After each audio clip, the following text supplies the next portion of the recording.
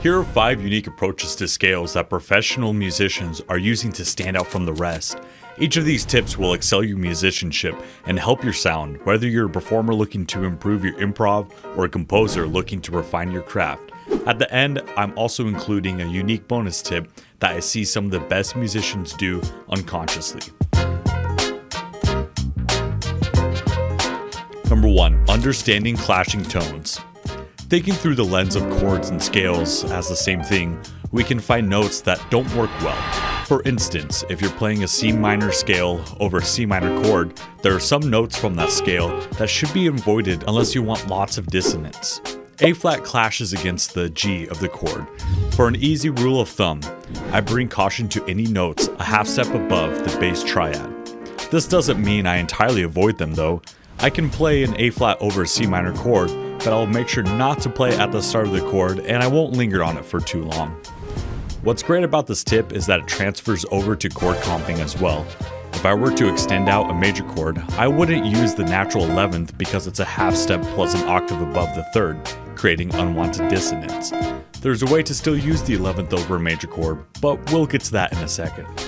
Again, clashing tones aren't to be avoided completely, but rather understood like a strong spice. There are times to use these notes, but it's best to understand that they don't need to be heavily used.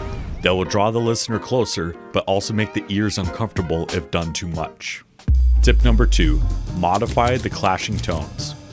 As alluded to previously, there's a way we can still use the 11th scale degree if we're comping, and that's to simply raise the note up a half step. This is why we always see sharp 11 for major and dominant chords and not just 11. The raised 11th turns the octave in a half step into an octave in a whole step. This eliminates dissonance and is such a common thing in music that extended minor chords automatically do this without even writing it. Minor 13th chords use a sharp 13 rather than a natural 13, pulling from the Dorian scale instead of the natural minor scale. You can also modify the scale to create notes that cause dissonance. The blues scale is an example of such a case, where thirds are mixed between major and minor, giving a unique sound.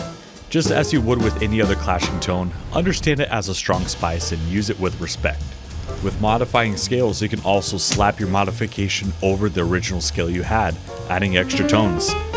As I'll talk about later, using scales with more than 7 notes allows for an expansive variety of evocative notes, giving listeners new experiences in music. Music is all about tension and release, and we can create tension with unfamiliar notes and then resolve it with very well-known notes.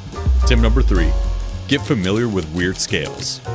If you're a beginner to intermediate musician, I'm sure you already know about the modes and their special sounds. I'm sure you also know that there are tons of other scales that you can use outside of the simple modes.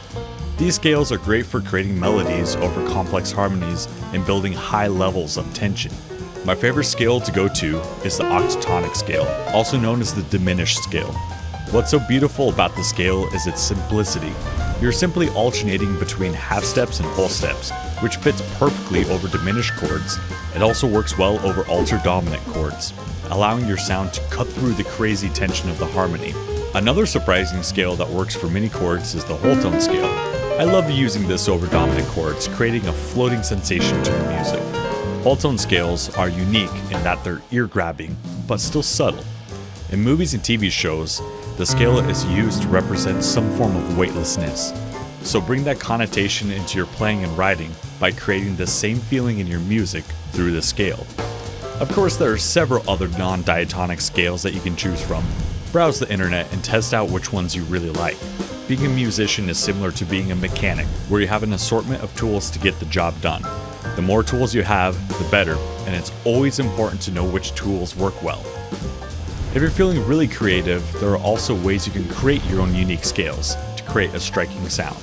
But we'll get to that in a bit. Tip number 4. Treat the notes in the scale as notes in a chord. In my piece Vista del Puente, I milked the Lydian scale's sharp 4 to death. It was the main feature of the piece, leaning into the calm tension of the sharp 4 against the root, which is only a tritone away. This worked so well because I had to act as the sharp 11 to the major chord, fleshing out the harmony. Having this vertical approach lets me see the melody as something working within the harmony, not over it. Sit down at your piano, choose a chord type you really like, and mess around with the extensions, writing down what thoughts and emotions they bring in. You'd be surprised at the unique connotative power each extension has, even when the note is just a third away. I love the minor 9 sound. It reminds me of old dramatic soap operas. The dark pulling nature of the ninth over the minor triad will add an evocative snare to the listener, immersing them into the emotional moment. If you find yourself constantly using the same chord tone for the melody, explore other chord tones, expanding your musical vocabulary. I love finding songs that start on unusual chord degrees, such as The Girl from Ipanema, starting on the 9th and floating on notes away from the bass triad of the chord. It lets the melody feel disconnected from the harmony by only playing in the higher extensions, while still being loosely tethered to the tonality through the lens of extensions. Okay, so you've tried all these techniques, but you want to push the music further. You want to create something so dissonant and different that the music would almost seem alien. Well, just invent your own scales. Inventing scales can be as aleatoric as throwing darts on a dartboard until you get a few notes you like, or it can be methodical, such as stacking alternating intervals you like until you get a few unique notes. My favorite method is using a polychord, giving me a unique scale that can have functional chords throughout it. In my piece, The Art of the Wizard, I use the polychord A major over E flat major to create the scale. The roots of the two chords are tritone away from each other, giving the scale a unique sense of playfulness. The scale itself is very bouncy, so I turned up the rhetorical connotation to the max using plucked strings and swinging rhythm for maximum bounciness. Mess around with your own unique scale creations, finding out what chords you can create from them and what unique qualities you can derive from them. Leave a comment down below if you have a unique method of inventing scales. I'd love to check them out. Those are 5 things musicians are doing to have a unique approach to scales to sound and write better. But as I promised, here's a bonus tip that I see musicians do without even thinking. Oftentimes, a pattern starts to emerge in how musicians play, and this pattern is a catalyst to create great riffs and melodies. This pattern is simply, if I play this note, I play this note next. This nearly algorithmic form of musicianship is actually a central part of music theory from India. In India, they don't see scales as we see them, bags of notes for us to pick and choose when we want, but rather a sequence of notes, where if you play certain notes, you must play this certain note next. They call these raga.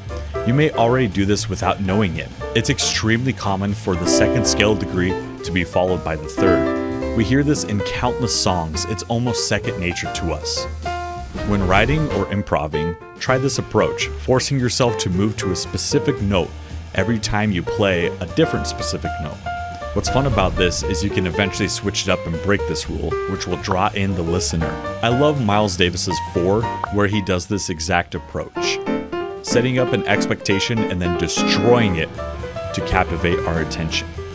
Thank you so much for watching this video. Please like and subscribe if you enjoyed it. Also, share this to a musician who needs to practice.